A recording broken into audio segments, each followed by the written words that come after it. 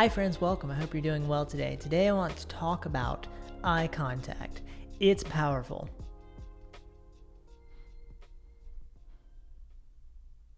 See? And here are some photos that I found on the Instagrams to illustrate. Let's see what we can learn. And first we have this one where we have a girl seemingly sitting down with her friend for maybe a brunch, and she's staring right at us. Now these types of photos take some courage, and the photographer had to be ready and able to capture the stare.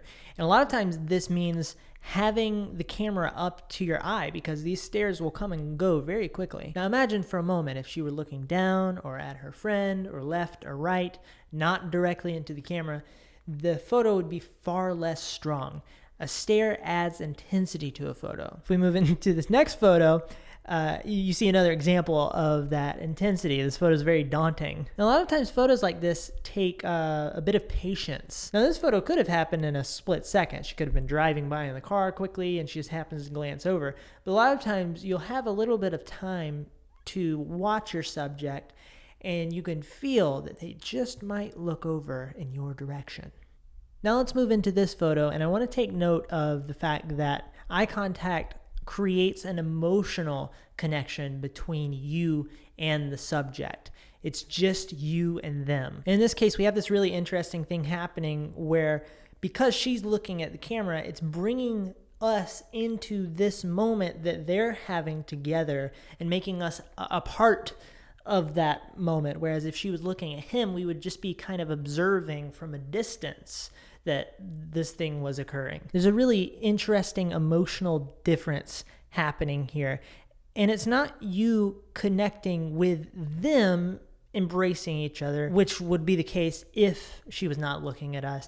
It's you connecting with her experiencing that embrace. This is a really emotionally intense photo, and this is something that could have happened in a split second. Moving into this next one, we see that eye contact can help separate somebody from a group. We have this boy and this man sitting there. He has the flowers. He's staring straight at us. He has become the subject. He has set himself apart from the group, which in this case is only two people. But what's really amazing and unique about a stare when it comes to separating somebody from a group is that it actually works with any number of people. You can have 1,400 people and one person is staring at the camera and they have separated themselves from the group, thus made themselves a subject, and thus they have organized your photo for you.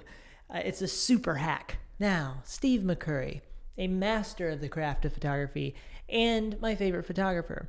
One of the things he is a master of is the stare. Now it's interesting because whenever I'm talking about Steve McCurry, I feel like I'm sort of riding the line between street photography and photojournalism because that's the line he rides.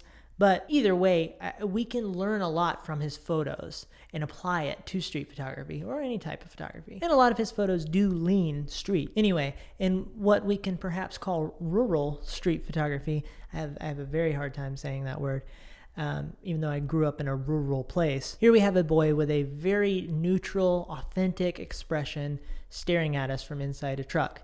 And you may notice his eyes are matching the truck. Now, regardless of the color of the truck, I think this would have been a very strong photo. The stare is part of that. The color of his eyes are part of that. And his eyes are a bit of a subject within the subject. But the pairing of the eyes and the truck together, as well as the overall color palette of this photo, makes it incredibly strong. Then if we move into this photo, it's very clear that the eyes alone are the focus. The environment is very out of focus, which makes it into something that provides a little bit of context, but is a bit more of a texture, really. And then, of course, the subject is veiled in black with only the eyes being visible. Sometimes we're using eye contact to connect us with the subject. Sometimes the subject is the eyes themselves. And then, of course, this one. I mean, what's there to be said that hasn't? The eyes are so powerful here that once again, they are the subject within the subject, and they give our eyes a starting point. Whenever we see this, we go straight to the eyes and then we start to wander around the frame. Normally with both eyes going the same direction.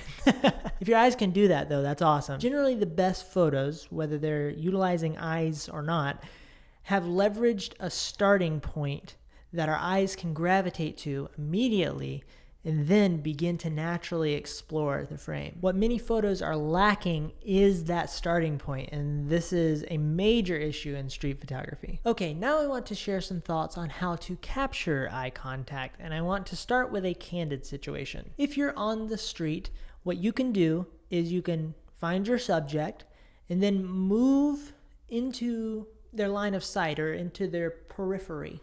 Something you can do while you're being patient is pull the camera up to your eye. Having the camera up to your eye will potentially draw their attention to you for that brief moment that you need to capture the eye contact. And then after that, it's a good idea to pull the camera down and smile at them. A smile helps. This takes some confidence, but it will allow you to connect with the person and indicate that you are friendly. The downside is they might approach you and ask you to delete the photo once you guys kind of connect gazes. But I think it's worth it to positively connect with the person that you're taking a photo of. And then after that, you can move along. Or you can just ask, take a portrait of them. And maybe this portrait is like a standard up-close portrait, or it's a bit of an environmental portrait. Maybe they're doing something. You ask them to look over at you, that sort of thing. It'll give you a lot more control over what they're doing, over the entire scene, and over where their eyes are. One nice thing about this is this will allow you to get very close if you want a rather intimate shot, if you want a shot of just the eyes. But with all of that said, that's it for this one. I would love to hear your thoughts down below. If you have taken any photos recently that involve eye contact that you were very proud of, please feel free to talk about them. That would be a really interesting thing to see. If you like what I'm up to here, please feel free to like and or subscribe. I would appreciate that greatly. And I hope you have a lovely day. Goodbye.